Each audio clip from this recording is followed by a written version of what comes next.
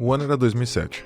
Nele tivemos o lançamento quase simultâneo dos terceiros capítulos de 3 das maiores franquias do cinema blockbuster dos anos 2000: Shrek, Piratas do Caribe e Homem-Aranha.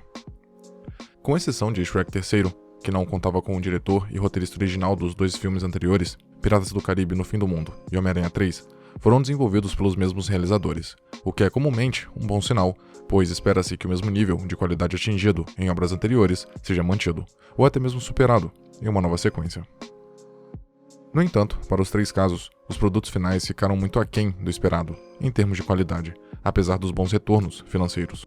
Shrek III acabou se tornando o conto de fadas bobinho que seus filmes anteriores adoravam parodiar. Piratas do Caribe 3 apresentou um roteiro desconexo e que se afundou nas próprias ambições. E Homem-Aranha 3 foi vítima das discordâncias criativas entre o diretor Sam Raimi, o produtor Avi Arad e a gigante Sony. No caso deste último, muitos fãs ainda debatem sobre os reais motivos do filme não ter conquistado a mesma aclamação dos episódios pregressos, principalmente em termos de enredo, com justificativas que vão desde o tom inconsistente, as subtramas protelatórias e, claro, o excesso de personagens, em especial no campo do antagonismo. Enquanto os filmes de 2002 e 2004 trouxeram os icônicos Duende Verde e Dr. Octopus de William Dafoe e Alfred Molina, respectivamente, o terceiro filme trouxe ao mesmo tempo o novo Duende de Harry Osborn, o Homem-Areia e o mais polêmico de todos, o Venom. No caso deste, a sua participação se deve à insistência de Avi Arad, fã do vilão anti-herói e da própria Sony, que até mesmo tinha planos de um filme paralelo protagonizado pelo simbionte. No entanto, as notícias apontavam que Sam Raimi, enquanto fã da fase pioneira do Cabeça de Teia, queria explorar primeiro os vilões clássicos de seu panteão, tanto que originalmente, o inimigo do terceiro filme seria o Abutre. Não fosse o bastante, Raimi nunca escondeu seu contragosto ao Venom, o que certamente afetou a qualidade de sua participação e relevância no filme. Tais diferenças criativas acabaram resultando em um filme que arrecadou bons números de bilheteria, mas que decepcionou a base de fãs e a crítica especializada, que o colocam como um dos culpados, direta ou indiretamente, pelo fim precoce da franquia do Homem-Aranha de Tobey Maguire. A opinião mista sobre o terceiro filme também afundou o projeto paralelo do Venom. No entanto, a Sony ainda não havia dado o braço a torcer. Depois da recepção morna dos filmes de Andrew Garfield e do acordo realizado com a Marvel Studios para o Homem-Aranha aparecer em Guerra Civil, a produtora resolveu criar seu próprio universo licenciado do herói, mas sem referências diretas ao próprio. E retomando a ideia original de 2007, esse projeto se iniciou com o filme solo do Venom. Lançado em 2018, Venom deu início a uma franquia isolada dos filmes do Homem-Aranha e, apesar das diversas críticas, seu saldo financeiro foi satisfatório e permitiu sua continuidade, que veio na excelente animação Homem-Aranha no Aranhaverso, na sequência Venom Tempo de Carnificina, no vindouro Morbius e no projeto de filme solo do vilão Kraven, o Caçador. Porém, o que parecia ser um projeto independente está se tornando cada vez mais outra vertente do enorme planejamento da Marvel. Enquanto ela tenta emplacar com super-heróis pouco conhecidos para suprir a ausência do Homem de Ferro e do Capitão América, como foi o caso de Shang-Chi e os Eternos, a Sony tem apresentado títulos com o objetivo específico de trazer o Homem-Aranha de Tom Holland para seus filmes, nem que para isso tenha que trazer todo o MCU junto. A prova maior disso se mostrou na cena pós-créditos de Venom, Tempo de Carnificina, onde vemos a dupla Ed Brock e o simbionte sendo transportados para o universo em que o Peter Parker de Tom Holland existe. Possivelmente devido ao feitiço do Doutor Estranho, que será mostrado no tão aguardado Homem-Aranha Sem Volta para Casa. Embora nada tenha sido confirmado acerca da participação do Venom no terceiro filme, não seria de todo inesperado, e poderia ser mais um indício sólido de que o acordo entre Sony e a Marvel foi muito mais complexo do que fora revelado, e até mesmo de que o filme solo do Venom foi o primeiro indício de que o multiverso da Marvel era real.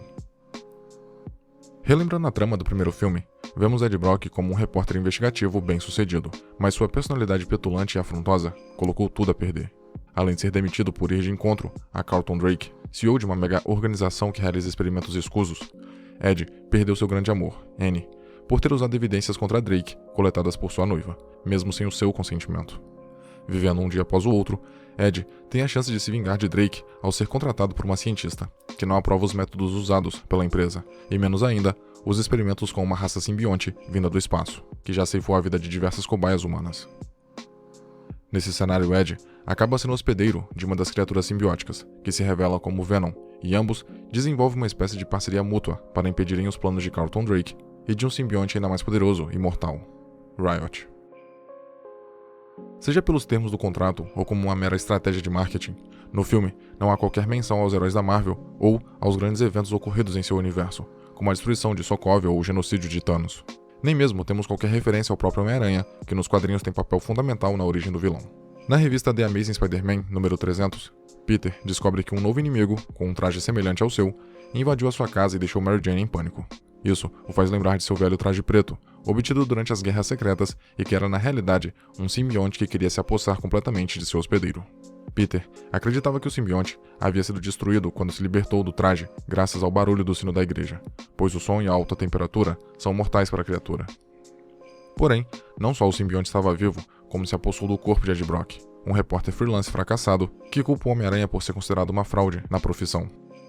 Partilhando de um ódio em comum, Ed e o simbionte se tornam Venom, uma criatura de aparência similar ao Homem-Aranha, mas muito mais violento e sanguinário. Na sua primeira adaptação aos cinemas, Sam Raimi optou por fazer dele uma versão mais arrogante de Peter Parker, e sem os atributos físicos de sua contraparte nos quadrinhos. Na adaptação de 2018, Ed mantém sua profissão de repórter, mas como o elemento da vingança contra o Aranha foi retirado do cânone, sua motivação é recuperar sua vida e sua amada de volta e tirar o estigma de fracassado, algo que é partilhado com o próprio simbionte, que admite ser um dos mais fracos e desprezados de sua raça. Em uma espécie de bromance, Ed e Venom passam a conviver, aproveitando as vantagens que cada um oferece, com o humano sendo um hospedeiro compatível e que atende aos interesses do alienígena, que em contrapartida oferece maior resistência a Ed, inclusive curando suas feridas, como no momento em que ele sofre um acidente de moto e tem seus machucados regenerados. Os eventos do filme levam ao inevitável embate entre Ed Brock /Venom versus Carlton Drake /Riot, com o primeiro se saindo como vencedor. O longo, então, se encerra com ambos estabelecendo acordos de convivência, incluindo o fato de que Venom somente irá se alimentar de criminosos e, em troca, poderá ocupar o corpo de Ed. Além disso, há uma cena pós-créditos que introduz o vilão psicopata Cletus Cassidy, levando aos eventos de Venom Tempo de Carnificina. Apesar de alterar diversos aspectos da gênese do personagem, o primeiro Venom manteve a sua essência e conseguiu ser um produto independente de seu material fonte até onde foi possível. No entanto, com a cena pós-créditos do segundo filme, tudo indica que Ed Brock e Venom foram transportados para a realidade do Homem-Aranha e que ambos podem vir a se enfrentar, ou quem sabe, até se ajudarem, já que o simbionte dessa realidade age mais como um anti-herói do que como um vilão. Mas o que também chama a atenção acerca dessa cena é que os termos estipulados do acordo entre Sony e Marvel podem ter definido a mescla de universos muito antes do que imaginávamos. Dito isso, a própria existência do Venom, a chegada de Morbius e até mesmo o Homem-Aranha de Miles Morales já eram parte do MCU, apenas tendo sido apresentados por outra empresa, a Sony. Ao mesmo tempo em que isso tem gerado certa confusão nos fãs, em termos de continuidade, linhas temporais e efeitos de um universo sobre o outro, também abre um leque de possibilidades, não só para a construção do universo infinito da Marvel, mas até da forma como seus filmes são feitos. Muito se critica acerca da fórmula Marvel, mas os filmes da Sony não estão sujeitos a essa limitação, pelo menos não de maneira tão determinante. Com isso, os futuros filmes vindo dessa parceria podem trazer novidades bem-vindas e até mesmo algumas inovações necessárias, inclusive para as histórias do Homem-Aranha, que não vem convencendo todos os públicos, devido ao seu caráter mais juvenil e pode ter aqui a chance de amadurecer. Essas expectativas serão confirmadas com os futuros lançamentos de Homem-Aranha Sem Volta para Casa em dezembro e Morbius no ano que vem. O mais irônico é imaginar que pode ter sido o filme do Venom, tão criticado em seu lançamento, que deu início a tudo.